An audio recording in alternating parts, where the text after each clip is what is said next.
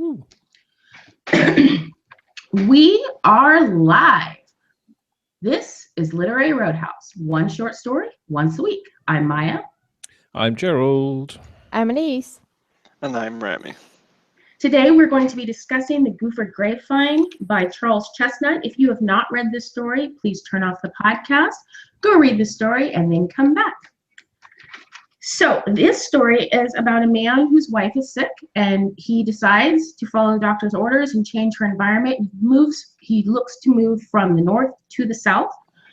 And when he goes to the south, he's looking for an old plantation or farm or something where he can grow grapes, because that's what he does. He likes to grow grapes and make wine. And he sees a vineyard, and he brings his wife to take a look at it. And while they are there, they run into a magical Negro. Oh, excuse me, Julius. And Julius decides to try to convince him not to buy the vineyard. He explains that the vineyard has been haunted or cursed or goophered or whatever you want to call it, because in the olden days, the Negroes used to like to eat up all the grapes, and the guy who owned the place was tired of losing money, and he went to a magical woman who lived in the Free Colors part of town, and she put a curse on the grapes that anyone who ate the grapes, any black people who ate the grapes, would die. And they had several deaths on the plantation, and eventually one of the men, the owner bought a new slave, and he ate the grapes before they had a chance to tell him not to eat the grapes. But he was a really good slave, so they decided to take him to the magical woman and see if they could do something so that he wouldn't die. And he is magically tied to the grapes. So as the grapes move through their seasons, he moves through his seasons. He becomes old when the grapes become old, and he becomes new and young when the grapes become new in spring. And the owner of the plantation takes advantage of this, sells him when he's in good health, takes him back for a fraction of the cost when he's in bad health. This continues for several years until someone from the north comes down to quote unquote help the vineyard, and in the end ends up killing the vineyard, which in turn kills the man. And then the owner dies during the war. And eventually the guy who goes down to the plantation decides, yes, he will buy it, because obviously this is all a crop of bull. Nothing bad happens to the grapes, but he hires Julius on as a member of staff. There's my summary. That was not an easy story to summarize. But No, here we that's a go. good summary. This story has a lot of moving parts, and it is a very historical story. So just to put it in context, the story was published in 1882 or 87. It was published 87. Thank you, Remy. It was one of the very first stories that was published in an open format. So this story was published in the Atlantic rather than a small independent black publisher. And it was read very widely. The man who wrote it was a mixed race man. He was black, but it was not discovered he was black until several years later. So he was passing when he wrote this. And his theory was that instead of writing for black people, like many of the black authors of the time, he was actually writing for the white audience about race issues. So he uses a lot of stereotypes and things that nowadays would be considered negative in order to reel in the white reader and get the white reader to have sympathy for the black man's cause. So there we go. What did you guys think about the story on a top level? And silence. Well, I never know who goes first, and it's usually Gerald. Yeah, that's why. It's not really because we I have nothing to say. We're just too polite. I don't have a lot to say. I didn't enjoy the story very much at all. You didn't enjoy it very much at all. Somehow I knew that was going to happen. You didn't enjoy it at all, Annie's. How about you? Did you enjoy it at all? Yeah. Okay, so put it this way. By the time I read it to the end, I was like, why? Why are we doing this? But then I did some research because I'm like, there has to be more to this. And I discovered a lot of what you were just talking about. And that helped contextualize things for me in a way. It still doesn't make this story in particular better for me, but it's more like I understand the author better, and understanding him better and then rereading it through that lens, I hated it slightly less. Although I think my biggest problem is the freaking dialect that goes on forever. Oh. We will get to dialect. We will definitely get to dialect. How about you, Remy? Were you able to read it? No, it was recondite, which means difficult to penetrate. Oh, very good. I like that. Okay, in my defense, Abstruse is another good word. this is all your fault. I'm going to tell you why this story is all y'all's fault. Because we have been reading crazy ass sci-fi and parables and bullshit for weeks. And I needed us to read something dense and literary with historical context. So this is what happens when you get on my bad side. When you say dense, it was certainly that. Email address, please. Mail@literaryroadhouse.com. No, this is an important story. It's taught in a lot of schools, and it's really common for people to have issues with the story. Namely, as you said, Anais, about the dialect. The dialect in this makes Their Eyes Are Watching God look like it's written in, everyday English. The dialect in this is really, really dense. But surprisingly, I actually liked the story. I found it very interesting. I can't say I liked it as like, oh, great, this is a fun story to read. But I liked it in what it was doing. I thought it was interesting. And I didn't have as much dialect issues as I would have had if I wasn't in New Orleans right now. Just being more used to that Southern sound made it so that when I read it out loud, it was much easier for me to get. But I will say there were words I didn't get. But if I read it out loud, I understood what was happening at every point in the story. So that was much easier for me. I thought the dialect was well done, and when you read it, you sort of understood, mostly understood what the author was saying, but just one big long splurge of this is a very, very simple story, and it's they all lived happily ever after, apart from the one who died, and they just Yeah. Okay, that's top level. So let's get into that top level a little bit more. What do you think the author was actually trying to say with this story? I don't know. I don't See, care. so when I first read the story without doing any research, that was my thing. I'm like, what are you trying to say? And then I'm like, this is 1887. I'm like, was it just okay to make fun of Black people and then be like, ha ha ha, what a hilarious, spooky, super. And she froze. I'll finish her thought because I had the same idea. Capitalism for the. Oh, she's back. I'm back. Anais, you're freezing. You back? Yeah. Okay. Yeah, Start at I'm the back. top of that thought. Okay, so when I first read the Atlantic story, afterwards I was like, what is he trying to say? This is 1887, and I'm like, at this point I've only seen a picture of him. I haven't done much research, so he's definitely passing, and I'm like, okay, so this is a white guy, 1887. I'm like, is the story just ha ha ha, those silly Black folks with their spooky supernatural myths, capitalism for the win? That's how it read to me.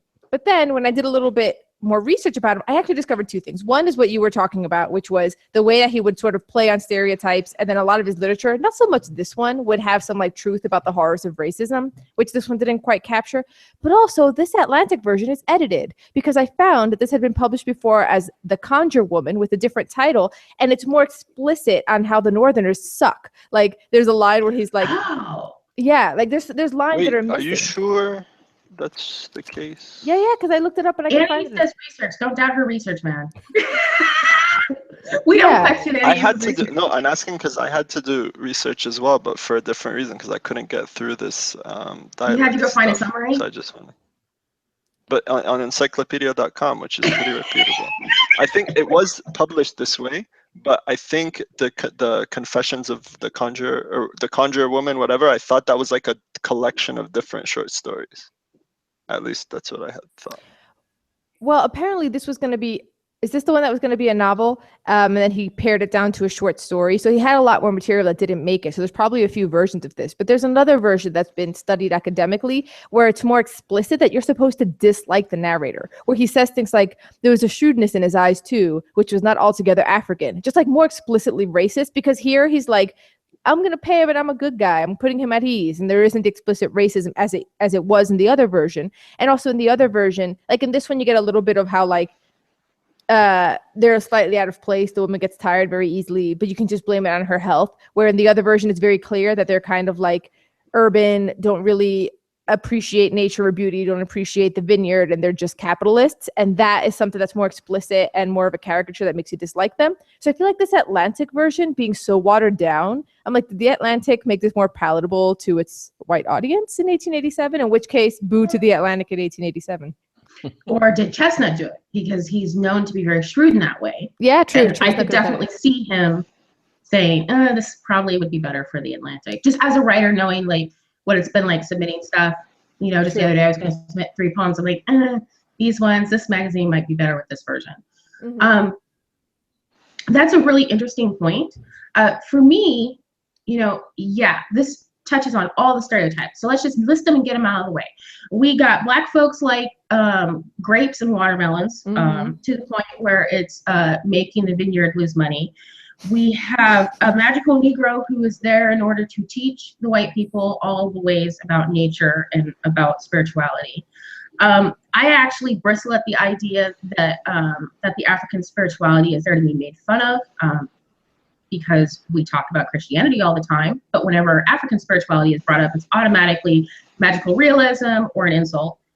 So I bristle at that a little bit. And what else? I know there's more. I mean, some of these, like, he comes off very much like an Uncle Remus figure.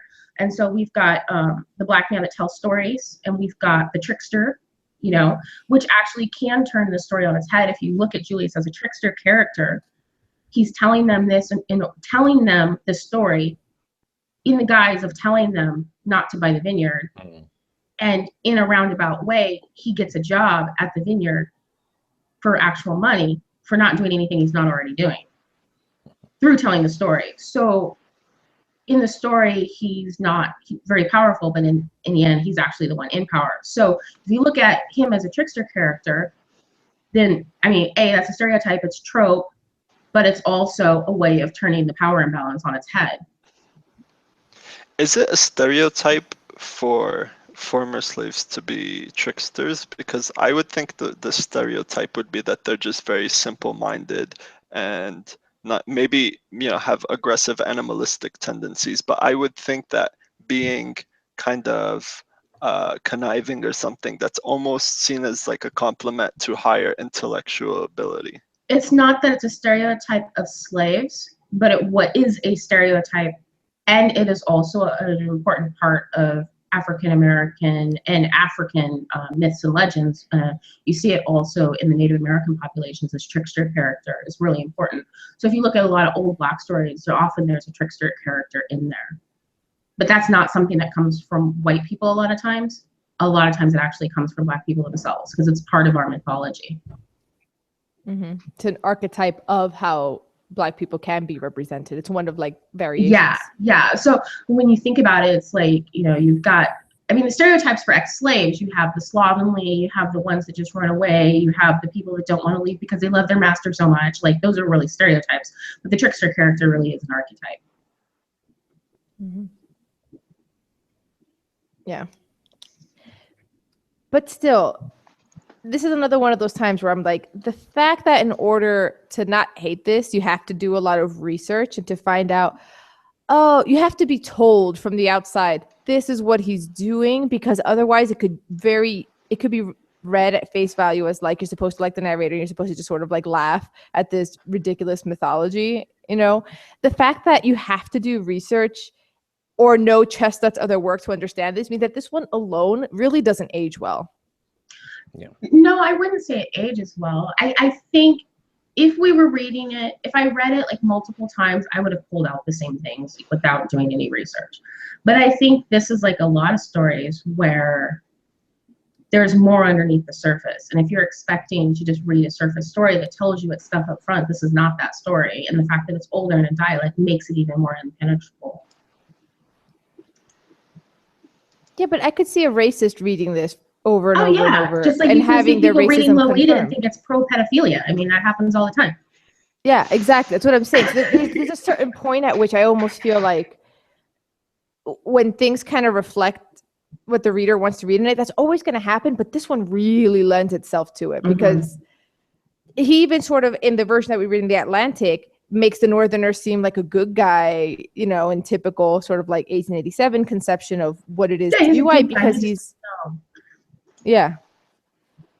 So it's just a little, it's uncomfortable making. Yeah, you found it uncomfortable. How about you, Gerald? I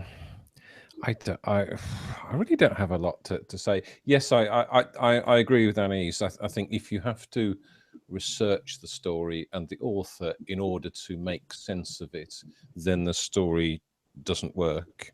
And I understand the sort of messages, and now I understand it because you described it. But I just think to have a whole section of dialect, which was the main story, in dialect, makes it so impenetrable. Then it's not.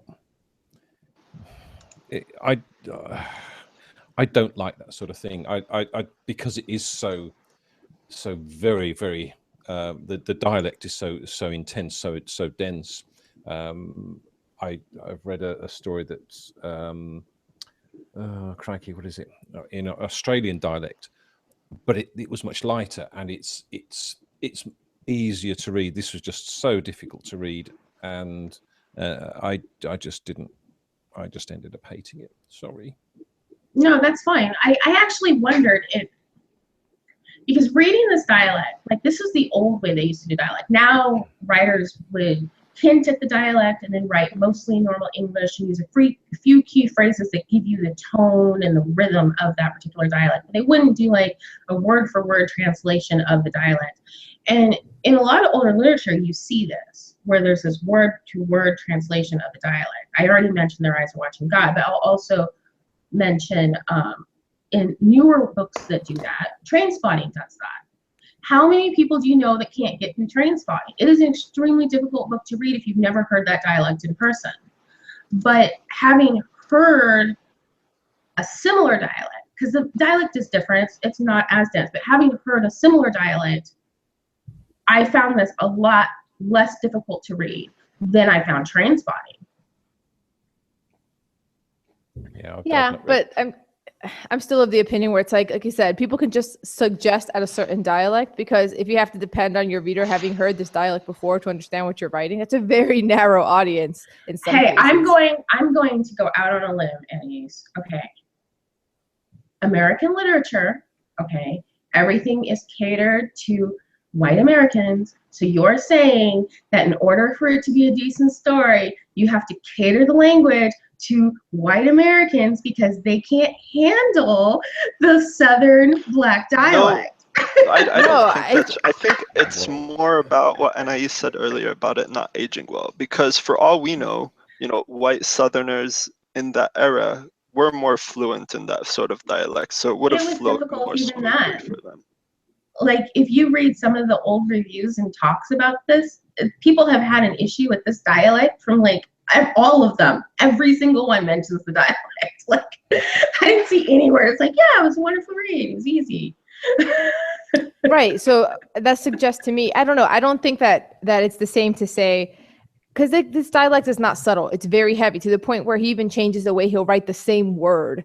Like he'll change the spelling of the same word that he uses paragraphs later. And the fact that it extends for paragraphs, so it is like labor to get through it. Because it's one thing if you have the odd phrase and then you're like, and what he basically said was this, in like normal, standard kind of, like, it doesn't even have to be flowery or upper class. It could even have phrases and word choices that are suggestive of that dialect, but just so that the reader isn't here every single time being like, what does des mean again? You know what I mean? Like, there's just a level at which it gets impenetrable. That said, I do think it's easier to understand the story if it's read aloud. This is not a story you want to read on the paper, in my opinion. Just in case we have some listeners that have not read the story and still continue to listen to this podcast, even though we told them not to, I will read a small portion. And mind you, Annie is putting an explicit rating on this because there's N-words all over the gosh darn place. Like, who are we kidding? I'm just going to have to read it. It is what it is. We're adults here, right? We're all adults. We handle it. So I'm going to read it like a gringo reading Spanish so that you guys can hear how it's spelled, okay? Okay. Mm-hmm. Adder dat de niggers let de scuppernoons loan, and Mars Dougal did a have no caution to find no more fault, and the season was long gone, when a strange German stop at Dutran Plantation one night to see Mars Dougal on some business. I feel like you proved my point, not your point. Yeah. Okay, so that is read as a gringo reads Spanish. That is no hablo española. Okay, Yeah. like that's that version. Now, in my head, I'm reading that as after that, the niggers let no scuppernons alone, and Mars Diggle does have no occasion to find no more fault, and the season was more gone. When a strange German stopped at the plantation one night to see Mars Diggle on some business. That's easier to understand. Slightly better, but it's still, I think, more proving my point than yours. That it's Well, just I don't even have a point. I just wanted to get it out of the way so people were like, what are they talking about? We're talking about like some deep, not just Southern, but deep Southern Black 1880s accent. Yeah. You know, it's dense. Now, my thing is, I found enough literary merit in it, and I think it's important to have that dialect on paper. So I don't mind that it's written in dialect. If I didn't see this, I wouldn't know how 1880s Southern Black people might have sounded because I'm not exposed to that. So I think there's literary merit in having it. I'm not even convinced they do sound like that. I think this is the whole. You think this is an exaggeration that Charles W. the almost Chesnutt. white guy exaggerating. Yeah, like this is that exaggeration to cater to the audience who wants to be reassured by having. Like, I'm not saying the accent But having didn't the exist. The nice, not scary Negro. Is that what you're saying? Yeah, like I'm not saying that there wasn't an accent or that there wasn't a diction or a dialect, but I almost feel like this is so extreme that I'm like, it almost feels like, you know, it's a caricature. It's on purpose exaggerated. I don't know, just because I've had guys here try to talk to me and I literally don't understand what they're saying. It makes it really easy to get out of like people trying to pick you up because I literally don't understand. So I don't know how accurate it is, but that's an interesting point. Yeah. And I will say, as soon as I saw that the whole story was going to be written in this dialect, I out loud, I was like, no. Don't do this. Don't do this. Don't do this. I can just hear that, Maya! Like a few lines of dialogue is fine to convey your point, but the whole story? So, what did you guys think about the spirituality in this story? As far as I'm torn on it. There's this whole idea of, because of the way alternate spiritualities are seen to the general public, there's inside voice and outside voice. So you will hear things in Black houses, you will hear things on Black Twitter, you will hear things talking amongst Black people on Facebook that you won't necessarily hear in the public because it's misinterpreted by the public. And so when I read a lot of reviews, a lot of them, like analysis, they talk about the spirituality in the story being done in a way that it's done so that the white people won't be afraid of them because they're like, oh, look at the crazy things they believe. Isn't that silly? But in this story, the white owner also believes. He's the one that goes to the woman to get the vineyard cursed. In addition, the woman who does the curse, she's not a slave. She lives on the free side of town where free Black people are. Those, by and large, are smart, educated Black people that regular plantation owners with lots of slaves are very weary of free Black people. They're very threatening. So he goes to the free side of town to get a woman to, essentially a bruja, to come and curse the plantation. So I don't see Chesnutt doing it to disarm the reader and make them think, oh, look at the silly Black people, they're not scary. I see that as him trying to present an actual spiritual phenomenon to the public. And do you think it worked? Do you think that's because? Oh yeah. Everything that was done in here, yeah. Wow. Okay. Yeah, I have friends that are members of African traditional religions and they believe in curses and they have ceremonies and it's real. So you think he did this deliberately to highlight that? I don't know. That's what I'm asking. Do you think he did it to disarm the reader? Do you think he did it in order to bring the characters more fully to life? Like, why would he present this to the general public knowing that the average person in the general public is not going to understand? Well, I think the average person in the general public, I wouldn't say they wouldn't understand. I think this was a trope that probably already existed. This idea that, that the myths and legends and the curses is like a thing that Black people believe, or whether it's true or not, like that is already a trope I think that he's playing on. Like I don't think I mean, you have like the whole like Haitians doing voodoo in Louisiana. Like these are like tropes that we all sort of understand. So when he gets into it, it just sort of reads to me like, I mean, a pretty good and pretty effective supernatural like legend about a place. But it isn't like this is completely foreign to American literature. And the fact that at the end, the curse doesn't turn out to be real. It's not like the guy's like, and I bought the vineyard and boy, was I wrong.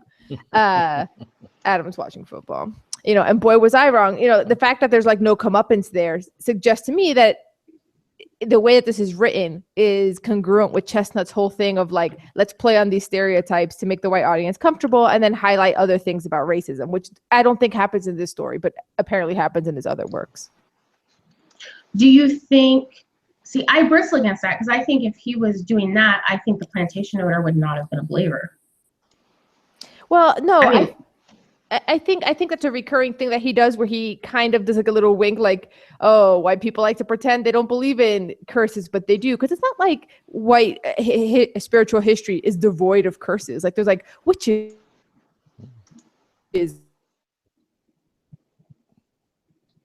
She'll come back. I'll crop up. Oh, no, I was making a good point. Am I back? Yeah, make your good point again. Okay. What I was saying, what was your question again? So I can remember where I picked off. I don't remember. You were talking about I don't know. Okay, so what I was basically saying was that I think that this is like a well-established trope, and it isn't. Oh, you were saying the whole thing about why would the white guy believe it if it was just a trope? Right, exactly. But here's the thing. There is a wink and nod that he does, which is white people believe in curses too. And this is true. It isn't like white spiritual history doesn't have its own set of curses and witches. And if you do this, this will happen to you. It's not like this doesn't exist in white culture or white history. It does. And there's a racist way in which white people, mock Black people for it, but it's in their own culture as well. And this is something that Chesnutt winks to when he has Julius say, well, I don't know whether you believe in curses or not. Some white folks don't or say they don't.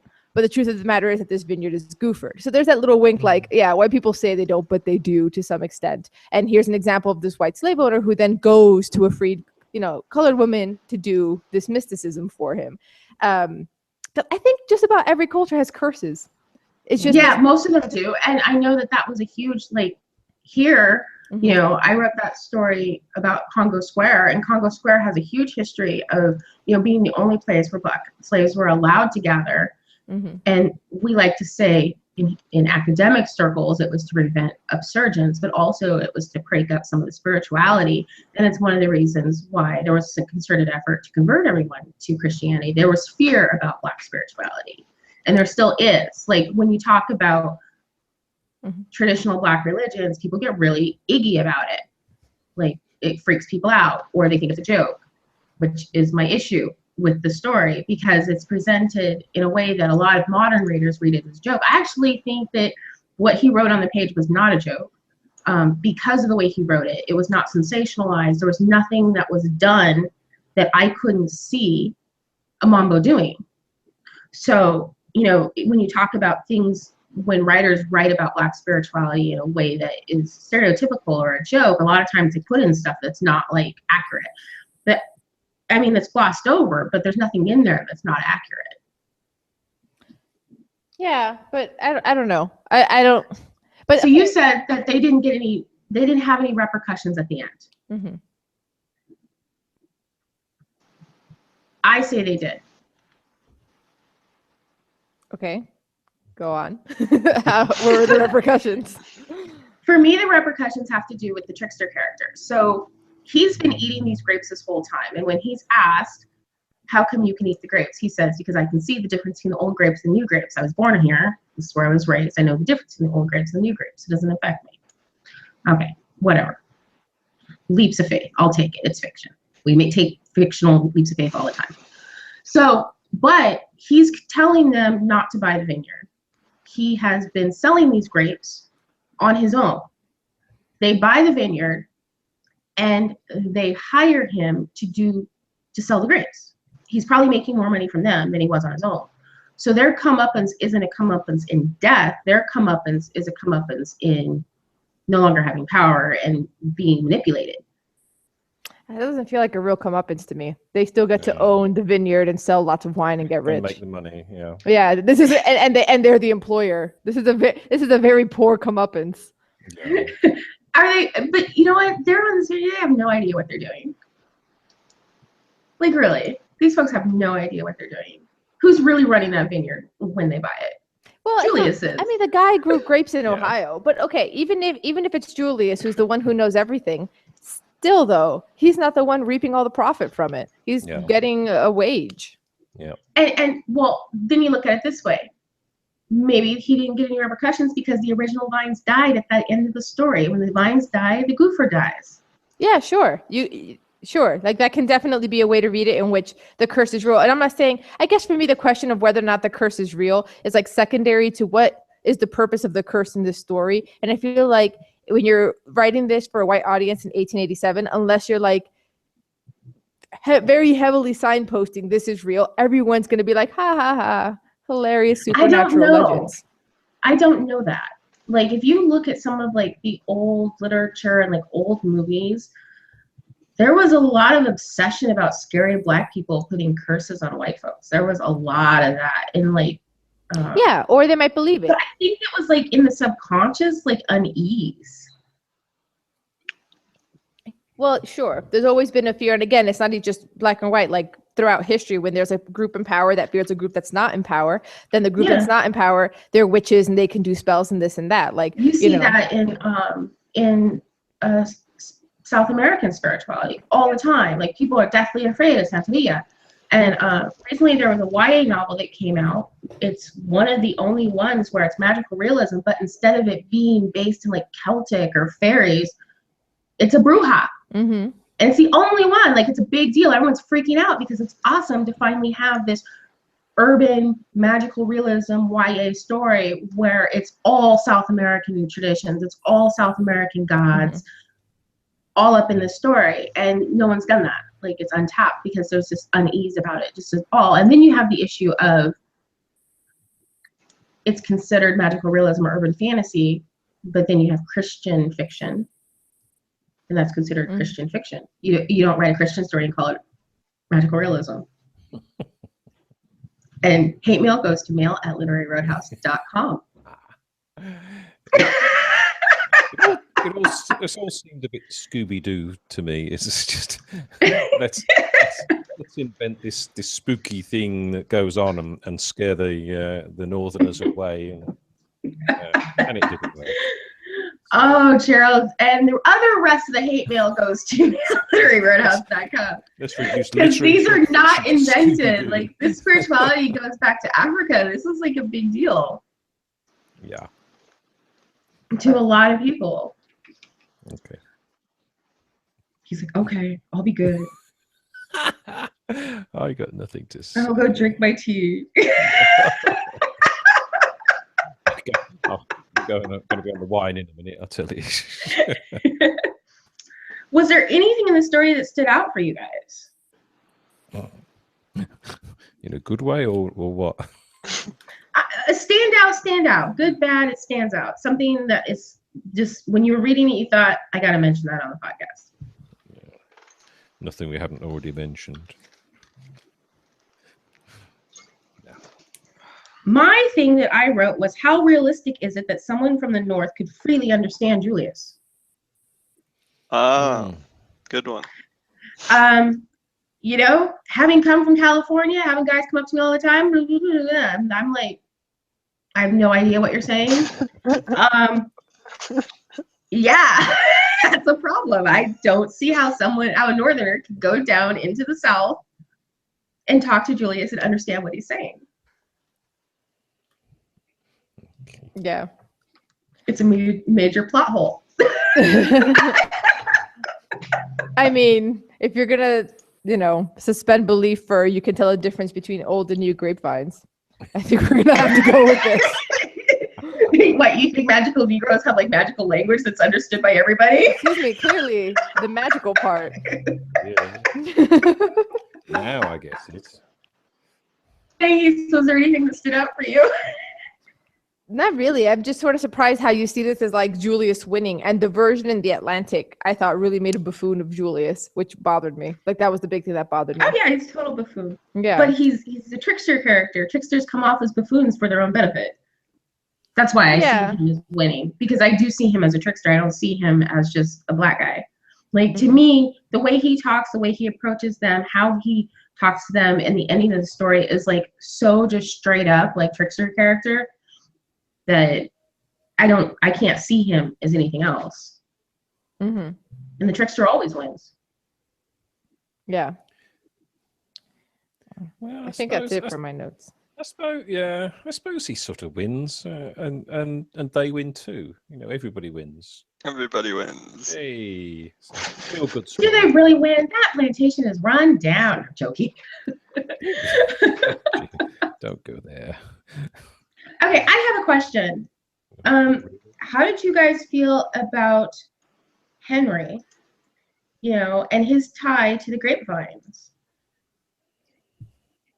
Like he is rescued from dying, back on his own the following year with a ham, and she puts this curse on him to make him young when the grapes are young and old when the grapes are old.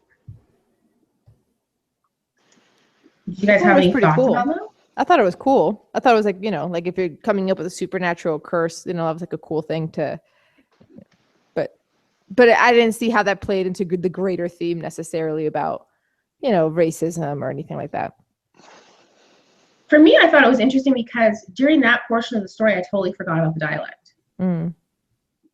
That portion of the story was so engrossing that it actually pulled me into the story, and it felt fairly modern.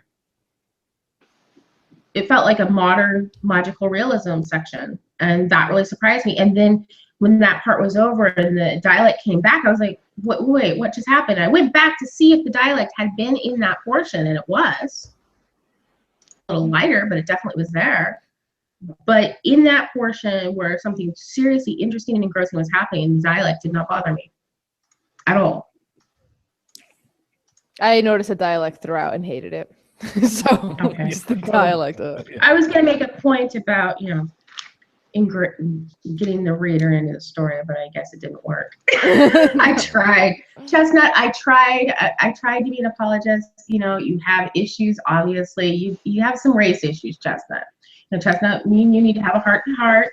No, but here's the thing. That's what I'm saying. So the research that I found, there's like some academic named Russell Ames who does analysis of Chesnutt, and he says that I have it here because I thought it was really interesting. So Russell Ames has pointed out that this analysis of his audience led Chesnutt to develop a fictional method which would first disarm his readers with conventional scenes and seeming stereotypes, and then in lightning flashes reveal underlying facts of injustice and rebellion.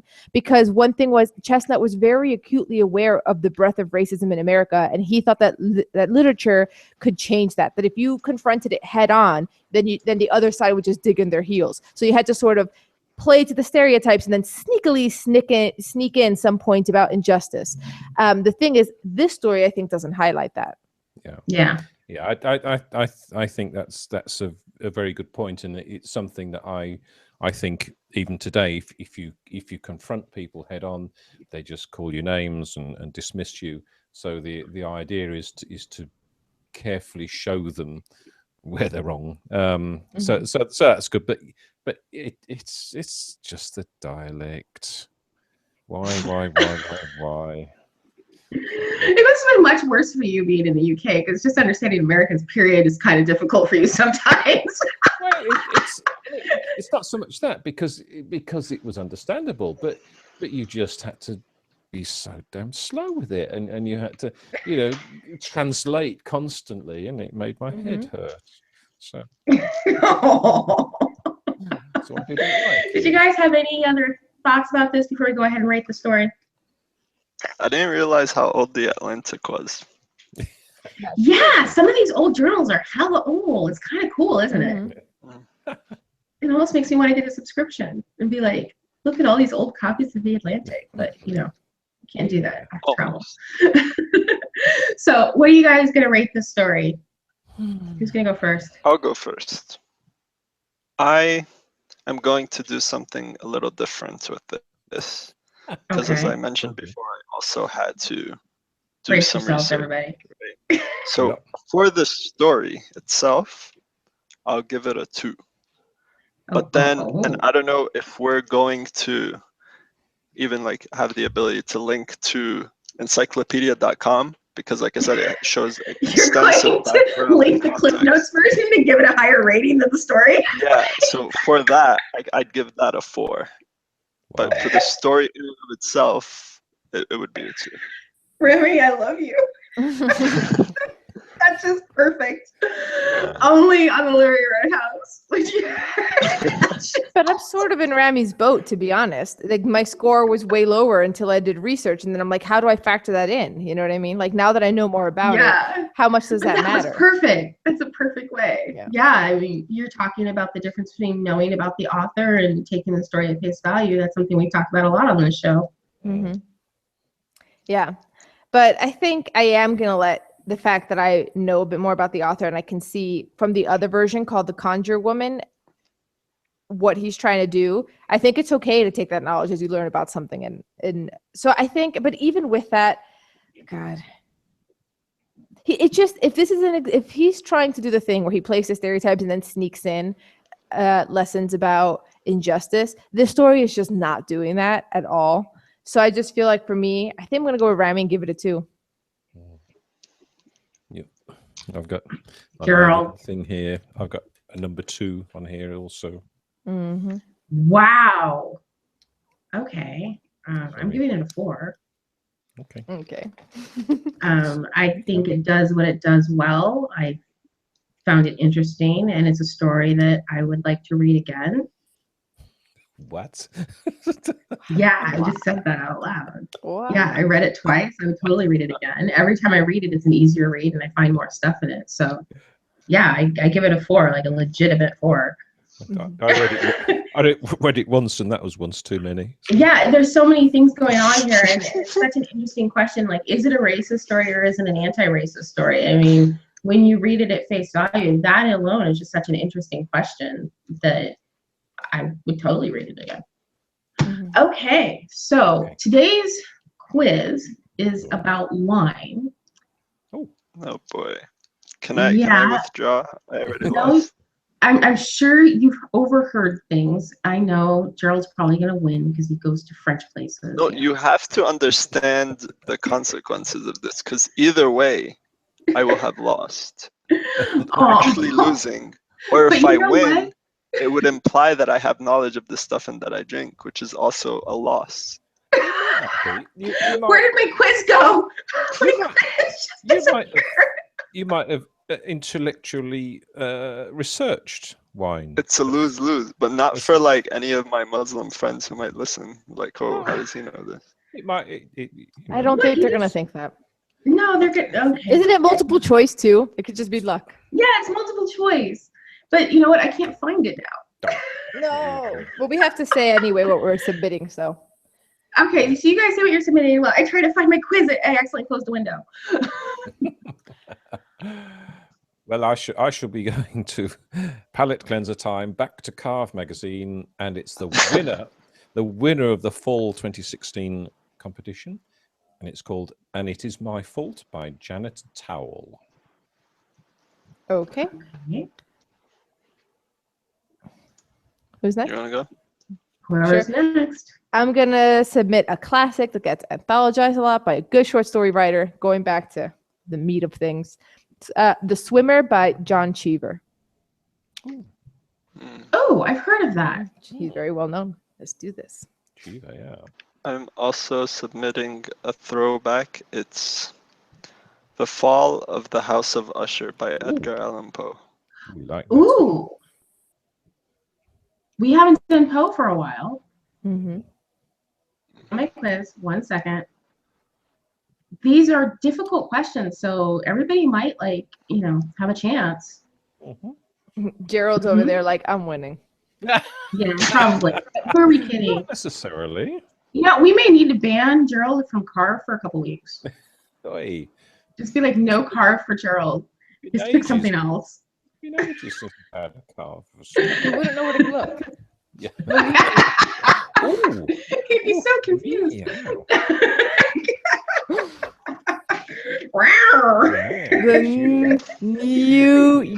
Your Oi. Carve. Don't be nasty. We can't help it. We're teasing you, Gerald. It's just too I much know you fun. are. It's just so That's all right. easy. Man, low hanging fruit. Yeah. Okay, Okay. I got Annie's, Gerald, and Remy. Annie's. Mhm. What is the original name for Malbec in its spiritual home of Cahors, France? Is it Côte, Tanat, Carignan, or Marsanne? The third one, Carignan. Nope, it's. Yeah, you're right. What the hell? Oh, How'd you get that? I guessed. Yay. See, Remy? Woohoo. No, you're not. I'm sorry. You're not right. It's Côte. I'm like reading the wrong thing. I'm like, wait a second, that's not right. Sorry. I got you all excited for no reason. Okay. Well, I'm sure you already do because I made you read that dialect for many, many pages. It was a really long story. Gerald Yes. is another name for Pinot Grigio. Grubbrugner, Rulander, Tokay d'Alsace, or all the above.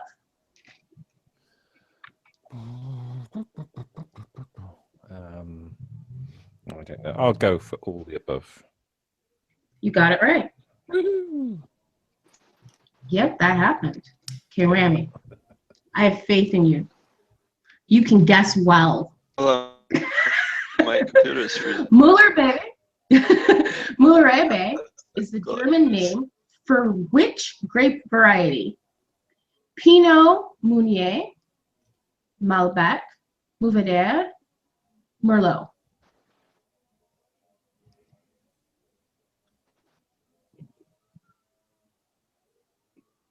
Is he frozen? I don't know. He's frozen for me. I think he he's just thinking. No, I think he said he was frozen. His computer had frozen.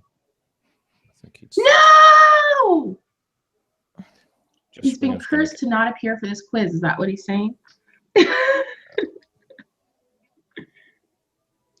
Remy, come back. No. Can he chat in the window? I don't know.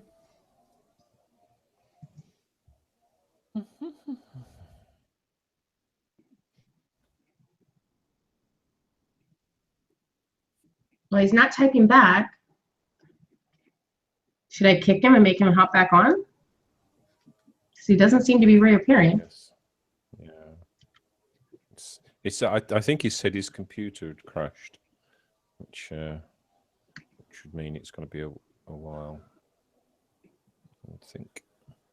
Oh, that's annoying. We're right at the end. Oh. And I want to know what we're going to read next week. Well, Hopefully it'll be something easy and not dense.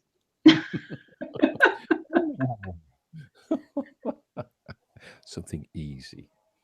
should we then just continue with Gerald and I, and if he comes back, give him questions?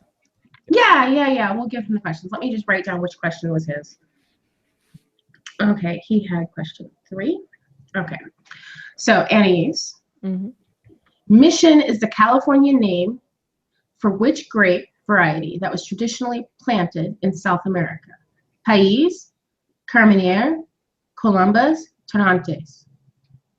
Carmenere? País. Gerald. Yes.